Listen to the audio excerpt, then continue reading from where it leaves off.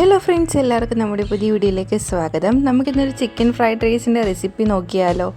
അതിനായിട്ട് ഞാനിവിടെ കുറച്ച് ചിക്കൻ എടുത്തിട്ടുണ്ട്. അത് ചെറിയ കഷ്ണങ്ങളായിട്ട് അരിഞ്ഞതാണ്. അതിലേക്ക് കുറച്ച് കാശ്മീരി ചില്ലി പൗഡർ, കുറച്ച് മഞ്ഞൾപ്പൊടി, കുറച്ച് ഗരം മസാല, ഉപ്പ് ഇട്ട് നന്നായിട്ടൊന്ന് തിരുമ്മി കൊടുക്കാം. നന്നായിട്ട് തിരുമ്മി ഒരു 10-15 മിനിറ്റോളം റെസ്റ്റ് ചെയ്യാൻ വേണ്ടി വെക്കാം. അപ്പോൾ ഉപ്പും മസാലയെല്ലാം ചിക്കനിൽ പിടിക്കട്ടെ.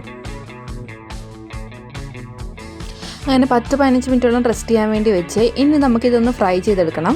അതിനായിട്ട് ഞാനൊരു ചട്ടി വെച്ച് കൊടുത്തിട്ടുണ്ട്. ചട്ടിയിലേക്ക് അല്പം എണ്ണ ഒഴിച്ച് കൊടുത്ത് നന്നായിട്ട് തന്നെ ചിക്കൻ ഫ്രൈ ചെയ്തെടുക്കാം. നന്നായിട്ട് മൊരിയുന്നവരെ നന്നായിട്ട് ഫ്രൈ ചെയ്ത് കൊടുക്കാം.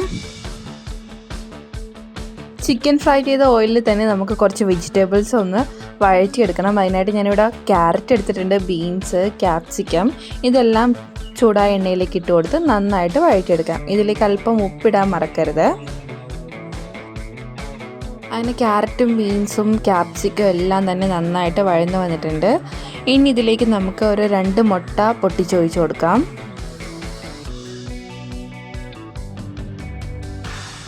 2 മുട്ട പൊട്ടിച്ചൊഴിച്ചത് നന്നായിട്ട് തന്നെ നമുക്കൊന്ന് ചിക്കി എടുക്കാം.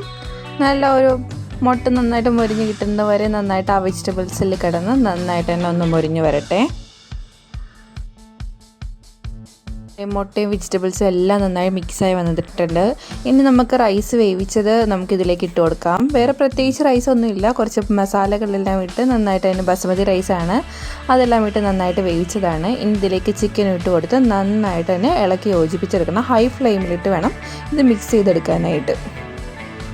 ഇനി ഇതിലേക്ക് അല്പം കുരുമുളക് പൊടിയും കൂടി തൂക്കി കൊടുക്കാം. ഇതും ഇട്ട് നന്നായിട്ട് തന്നെ ഇളക്കി യോജിപ്പിച്ചെടുക്കാം. അങ്ങനെ നമ്മുടെ മിക്സഡ് ഫ്രൈഡ് റൈസ് ഇവിടെ തയ്യാറായി. നല്ല ടേസ്റ്റായിരുന്നു. ഇതിൻ്റെ ഒപ്പം കുറച്ച് സോസും കൂടി മതി. അപ്പോൾ എല്ലാവരും ട്രൈ ചെയ്ത് നോക്കണം. അപ്പോൾ നമ്മുടെ ചാനൽ ആദ്യമായിട്ട് കാണുന്നവരാണെങ്കിൽ ചാനലൊന്ന് സബ്സ്ക്രൈബ് ചെയ്ത് സപ്പോർട്ട് ചെയ്യാൻ മറക്കല്ലേ. തൊട്ട് നിങ്ങളുടെ ഫാമിലിക്ക് ഫ്രണ്ട്സിനൊക്കെ ഷെയർ ചെയ്യണേ.